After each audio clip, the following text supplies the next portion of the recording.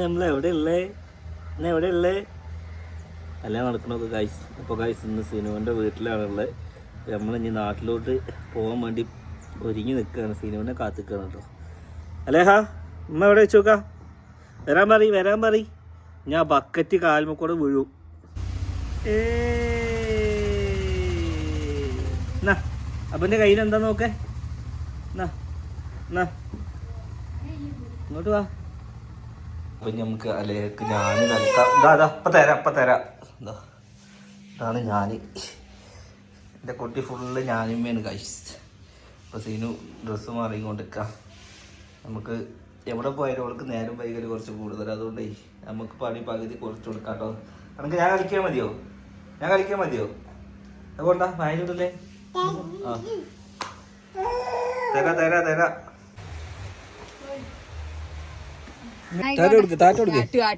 ഇങ്ങോട്ട് വരില്ലേ? ഞോ പെണ്ണ അങ്ങോട്ട് നിക്ക്.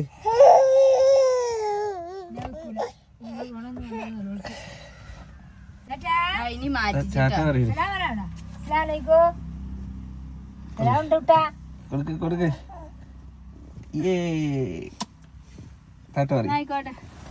അലേഹനെ കാണാൻ എത്ര ആളാ? ഇതൊക്കെ അലേഹന്റെ ഫാൻസ് ആണ് ഗൈസ്. ഇതാദി, അത് സാദി, ഇതേതാ ഫിലു. നിങ്ങൾക്ക് കണ്ണാടി ഉണ്ടല്ലോ. ഫുൾ കണ്ണാടി ഉണ്ടല്ലോ. അലേഹനെ ഇവിടെ നിർത്തണോ? നിങ്ങൾ നോക്കൂലേ?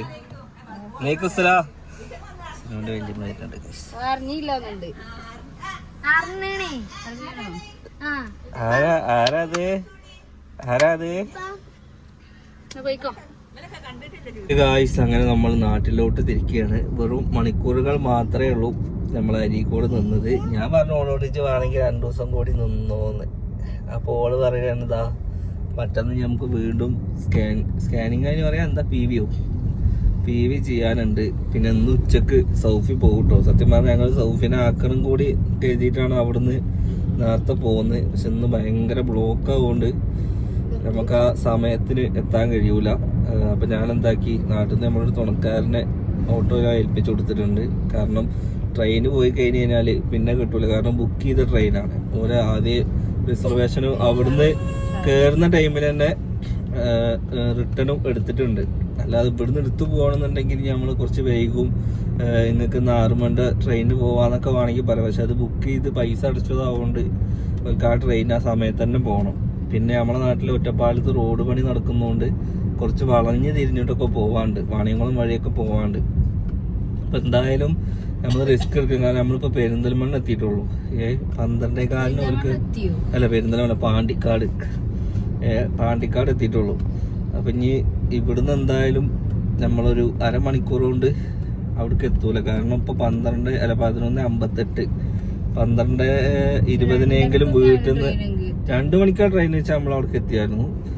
പക്ഷെ ഒന്നാമത് ഞങ്ങൾ ഇന്നലെ നമ്മളെ വർക്കൊക്കെ കഴിഞ്ഞ് വീട്ടിലെത്തിയപ്പോഴേക്കും നേരം വൈകിക്കണം. പിന്നെ ആകെ ക്ഷീണിച്ചായിരുന്നു മൊത്തത്തിൽ. എന്നിട്ട് ആകെ ടയേർഡാണ്. പിന്നെ ഈ ആ ഒരു ധൃതിയിൽ പോരല് കാരണം ഞാൻ എൻ്റെ വാച്ച്, ഓള് കുട്ടിക്കുള്ള സാധനങ്ങള് എല്ലാം അവിടെ വെച്ച് പോകുന്നെടുക്കുക. അതായത് ഫ്ലാസ്ക് ഞാന് അതായത് ഞാൻ കളിക്കണം. നിങ്ങൾ കണ്ടില്ലേ ആ സാധനം അവിടെ വെച്ച് പോകുന്നത്. അത് ഇന്നലെ വാങ്ങിയിട്ടുള്ളൂ. ആ സാധനം ഇന്നലെ വാങ്ങിയിട്ടുള്ളൂ. അത് അവിടെ വെച്ച് പോകുന്നത്. ഒന്നാമത് നമ്മൾ ഇവരെ ആക്കണം എന്നുള്ള ഇതിൽ കേട്ടോ നമ്മൾ എല്ലാം മറന്നു വെച്ച് ധൃതിയിൽ പോകുന്നത്. പക്ഷെ ഇത് പറഞ്ഞ പോലെ അത് കൊടുന്നതും ഇല്ല, ഇവരായിട്ട് ആക്കാൻ പറ്റിയതും ഇല്ല. പിന്നെ വണ്ടി വാങ്ങില്ല, നമ്മൾ വല്ലാതെ സ്പീഡ് പോകുന്നില്ല. കാരണം നിങ്ങൾക്കറിയാം ഇനി 2-3 ദിവസം കഴിഞ്ഞ് കഴിഞ്ഞാൽ എന്താണ് അവസ്ഥ എന്നുള്ളത്. PV ചെയ്ത് കഴിഞ്ഞാൽ മിക്കവാറും ഡെലിവറി ആവലുണ്ട്. അപ്പോൾ പിന്നെ നമ്മൾ വല്ലാതെ റിസ്ക് എടുത്തിട്ട് വണ്ടി ഓടിക്കലില്ല. ഓക്കെ, അലേഹ ഉറങ്ങി കേട്ടോ. എത്ര നേരം ഇതിന് യുദ്ധം ഉണ്ടായിരുന്നു. ഇനിയിപ്പോൾ ഏതായാലും നമ്മൾ എത്താത്ത സ്ഥിതിക്ക് ഇനി ഇവിടുന്ന് അലേഹൻ്റെ മുടിയൊന്ന് വെട്ടണം. എനിക്കൊന്നും മുടിയൊന്നും വെട്ടില്ല. ഞാൻ നാട്ടിൽ നിന്ന് വെട്ടുന്നുള്ളൂ. അലേഹൻ്റെ മുടിയൊന്ന് വെട്ടണം. കാരണം ഹോസ്പിറ്റലിലാകുമ്പോൾ ഒക്കെ പിരാന്തന്മാരന്മാര് നടക്കും. 2ാമത്തെ കുട്ടി കാണുമ്പോൾ വാപ്പി എൻ്റെ കുഞ്ഞിത്താത്തേക്ക് എന്താണെന്ന് പറഞ്ഞു കഴിഞ്ഞാൽ കുട്ടിയാകെ പേടിച്ചു പോകില്ലേ. അതുകൊണ്ട് നമുക്ക് എല്ലാവർക്കും ഒന്ന് വൃത്തിയായി ഒക്കെ സെറ്റായിട്ട് നിൽക്കാം ഗൈസ്, അല്ലേ? അപ്പം ഇനി എന്തായാലും ഇതിന് സൗഫിനെ കൊണ്ടാക്കാൻ പോയില്ല, സൗഫിനെ ആക്കാൻ പറ്റിയില്ല എന്നൊന്നും പറഞ്ഞ് നെഗറ്റീവ് അടിക്കാൻ നിൽക്കേണ്ട. സാഹചര്യം പിന്നെ അവർക്ക് നമ്മൾ എന്താണ് വണ്ടിയും കാര്യങ്ങളൊക്കെ സെറ്റ് ചെയ്ത് കൊടുത്തിരിക്കണം. അവരുടെ സമയത്ത് തന്നെ അവരെ പറഞ്ഞയക്കാനുള്ള ഒക്കെ സെറ്റ് ചെയ്തിരിക്കണേ. എന്തായാലും ഇൻഷാ അല്ലാ ബാക്കിയൊക്കെ ഇനി അവിടുന്ന് കാണാം. ഇന്നലെ നമ്മളിവിടെ വീട്ടിൽ പോയതല്ല കേട്ടോ, ഞാൻ പറഞ്ഞല്ലോ. ഇന്നലെ കൊണ്ടോട്ടി ആയിരുന്നു, രാമനാട്ടുകര, കൊണ്ടോട്ടി, പെരിന്തൽമണ്ണ 3 വർക്ക് ചെയ്യാനുണ്ടായിരുന്നു. അത് പെട്ടെന്ന് ചെയ്ത് തീർക്കണം. എന്താ വെച്ചാൽ ഇനി ഒരു ചിലപ്പോൾ എന്താണ് ഹോസ്പിറ്റൽ കേസ് എന്നൊന്നും പറയാൻ പറ്റൂലല്ലോ. അപ്പോൾ 2-3 ദിവസമൊക്കെ ഇനി ഹോസ്പിറ്റലാണെങ്കിൽ അതൊക്കെ ബെൻഡിങ് ആവും. പിന്നെ ഇവിടെ ഉണ്ടെങ്കിൽ അതൊക്കെ ചെയ്യലും നടക്കുള്ളൂ. കാരണം എന്താണെന്ന് വെച്ചാൽ വേറെ ആരും സെറ്റ് ചെയ്തിട്ടില്ല ഗൈസ്. പെണ്ണൊന്നല്ല, ക്യാമറക്ക് വീഡിയോ എടുക്കാനേ. അല്ല ഇപ്പം ഇന്നലെ ഒരു വീഡിയോയിലല്ലേ നിന്നിട്ടുള്ളൂ, പക്കൊക്കെ ഒറ്റയ്ക്ക് ആയിരുന്നില്ലേ.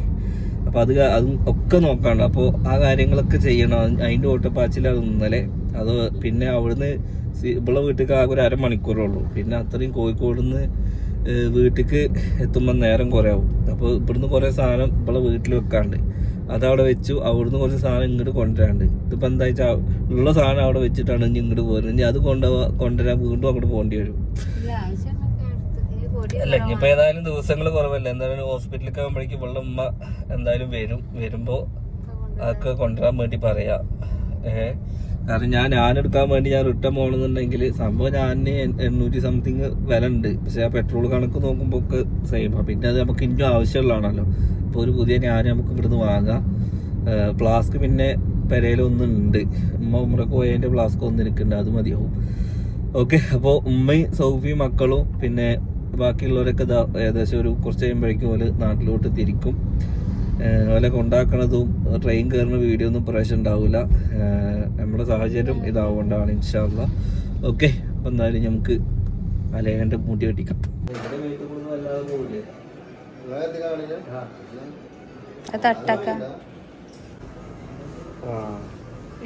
വല്ലാതെ തിരിപ്പിടിക്കണ്ട, കിട്ടുന്ന മുടിയിൽ വെട്ടിക്കോ.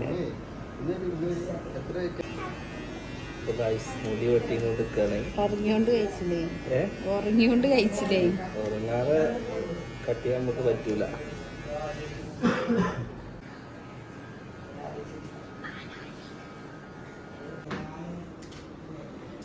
കാപ്പല്ലോന്ന് മുടിയൊക്കെ വെട്ടിയപ്പോണ്ട് കുഞ്ഞാനും ജെസ്സി താത്തയും താത്താന്റെ ഉമ്മയും. അപ്പൊ പെരേക്ക് വിളിക്കുന്നൊക്കെ വിചാരിച്ചു ഞങ്ങള്. വിളിച്ചാത്ത ഒരു കേടൂല കേസ്.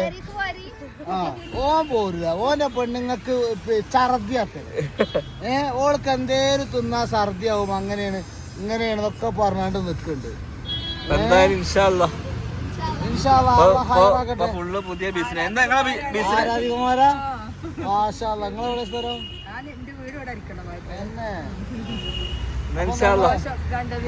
ഏതാ പുതിയ ബിസിനസ് പേര്? ഹലോ,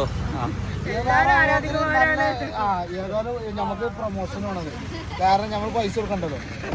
ഏലാറാവോ കാരണം ഇൻസ്റ്റ ഐഡിയ ഉണ്ട്. അതിൽ കയറി കഴിഞ്ഞാൽ നല്ല ചുരിദാർ കാര്യങ്ങള് അടിപൊളി. സിനിമ അതാ പറയണേ, പെറ്റ് നീട്ടിട്ടുള്ളൂ കുറച്ച് ഡ്രസ് എടുക്കണോന്ന്. ഓ അതിനെന്താ നമ്മക്ക് എത്ര എടുക്കാലോ.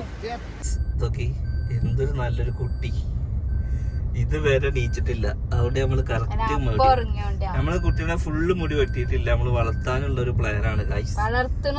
അങ്ങനത്തെ വളർത്തല്ല, 4 പുറം വെട്ടിയിട്ടില്ല. ഫ്രണ്ടില് ഓൾക്ക് കണ്ണിക്ക് വന്ന സാധനം കണ്ടോ, അത് മാത്രം നമ്മള് കട്ട് ചെയ്തിട്ടുള്ളൂ. ഓൾക്ക് അത് ഭയങ്കര ഇടങ്ങേറാണ്.